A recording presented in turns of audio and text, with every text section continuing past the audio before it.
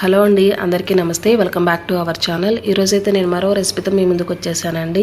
ఈరోజు నేను మీకు మినపగారెలు ఎలా చేయాలో చూపించబోతున్నాను.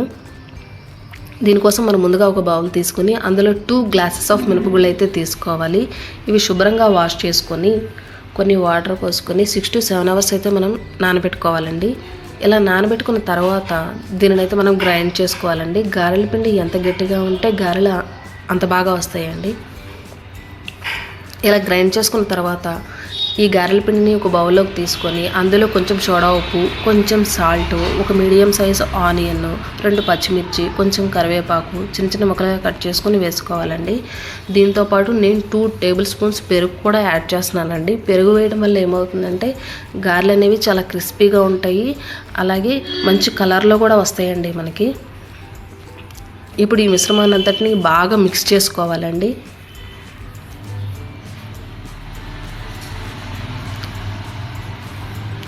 ఇలా మిక్స్ చేసుకున్న తర్వాత గ్యాస్ మీద ఒక కడాయి పెట్టి కడాయిలో ఆయిల్ వేసుకోవాలండి. ఆయిల్ బాగా హీట్ అయిన తర్వాత మనమైతే గారెలు వేసుకోవాలి. నేనైతే ప్లాస్టిక్ కవర్ మీద వేస్తున్నానండి.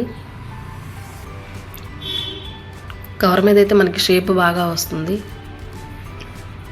ఇలా నేను వీడియోలో చూపించిన విధంగా గారెలు వేసుకోవాలి.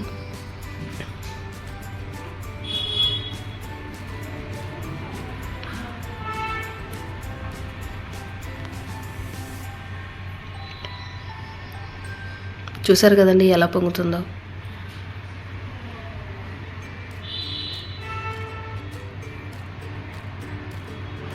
ఇలాగే ఆ బాండీలో ఎన్నైతే గారెలు పడతాయో అన్నైతే మనం వేసుకోవాలండి.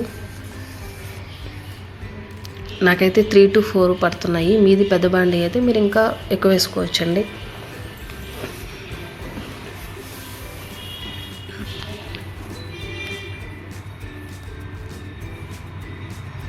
చూసారు కదండి, ఇలా కొంచెం కలర్ రాగానే మనం సెకండ్ సైడ్ కూడా టర్న్ చేసుకొని మంచిగా కలర్ వచ్చే వరకు ఫ్రై చేసుకోవాలి.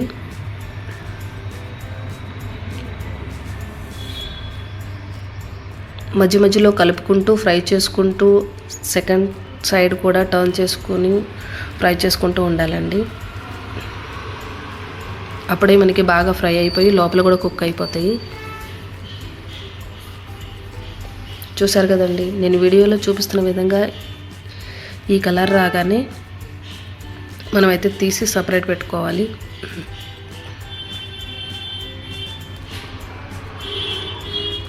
అంతేనండి, గారెలు అయితే చాలా సింపుల్ చేయడం. ఇలాగే మిగిలిన పిండిని అంతటితో కూడా నేను గారెలు వేసేసానండి. చూస్తున్నారు కదండి, ఎక్కువ ఆయిల్ కూడా పీల్చలేదు. చాలా స్మూత్గా, చాలా కలర్ఫుల్గా ఉన్నాయి చూడడానికి. అయితే మీరు కూడా మీ ఇంట్లో ట్రై చేయండి. అన్నట్టు మర్చిపోయాను, గారెలోకి కొబ్బరి చట్నీ అయితే సూపర్ ఉంటుందండి కాంబినేషను.